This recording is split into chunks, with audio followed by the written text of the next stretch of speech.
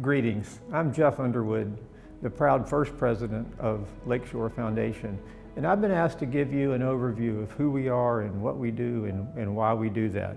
Back in 1923, Robert Jemison donated the property that we sit on today to be the home of the Jefferson Tuberculosis Sanatorium. This property stayed as a tuberculosis sanatorium until the need for those facilities played out in the early 70s. And in 1973, Lakeshore Hospital opened on this property in the home of the former sanatorium. The head of physical medicine and rehabilitation at UAB, who was also the director of Spain Rehab, I think can be considered as the man behind the vision of Lakeshore Foundation, Mr. John Miller III. In his document, the Certificate of Need for Lakeshore Hospital, is a line which is actually amazing to me. It says, this would be a local site and local support would permit participation in worldwide competition sports such as the Paralympic Games. This is 1973, and hardly anybody in this country was even thinking about the Paralympic Games. So from the very early days, this idea of not only rehabilitation at the hospital, but the hospital serving a role in sport, and using sport to improve lives was an integral part of who we are and what we do. So in 1974, Mary Lou Humphreys and Sis Turkoff started the Birmingham Chariots, a wheelchair basketball team that would allow people being discharged from the hospital to stay physically active. One of the players on the team who'd been a patient was Michael Stevens. Mike played basketball and eventually was asked to come on as the administrator of Lakeshore Hospital. Mike made a strong commitment that physical activity was going to be an important part of the experience at Lakeshore Hospital. And at that time, the board of Lakeshore Hospital realized that those community-based programs needed their own home. And so the board of Lakeshore Hospital set up a separate organization known as Lakeshore Foundation in October of 1984. And they gave the foundation $1 million. And they also said, we need our own staff. We need our staff that's dedicated 100% every day to the work of the foundation. And they authorized 3 positions, a president position, an administrative position, and a fundraiser.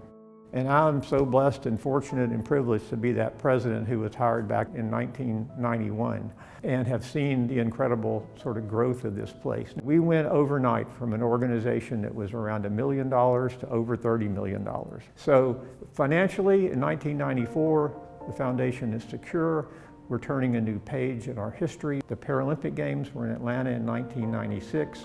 Lakeshore Foundation stepped up and we said to the USOC at the time, we can be a leader and we can help train America's Paralympic athletes. And all you have to do, USOC, is designate us as an official Olympic and Paralympic training site.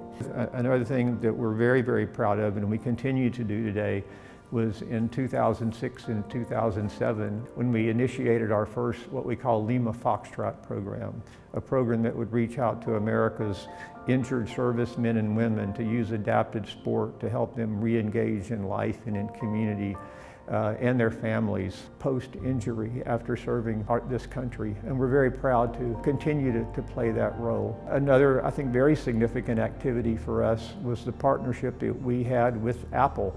When Apple was looking to upgrade the tracker on its Apple Watch to make sure that a person who was a wheelchair user could track their pushes. Previously, that feature was only allowing people to track their steps. And now that Apple Watch today will allow people to track their pushes. So over time, we recognize that we could not be active only in the physical activity space. If we were really concerned about the health and well-being of people within our mission, we had to think about nutrition, we had to think about mindfulness, and we sort of grew from just physical activity into more health promotion.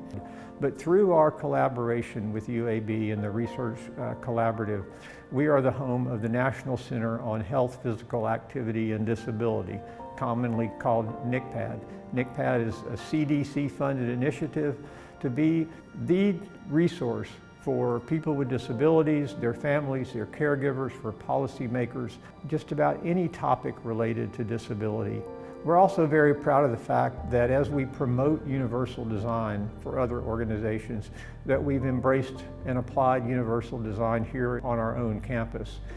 We try to be a model in terms of our own physical development of our campus for other organizations, other places, so that the physical barriers, the built environment, is not in fact a barrier to the people who are coming and going from our campus, members of our staff or members of the community.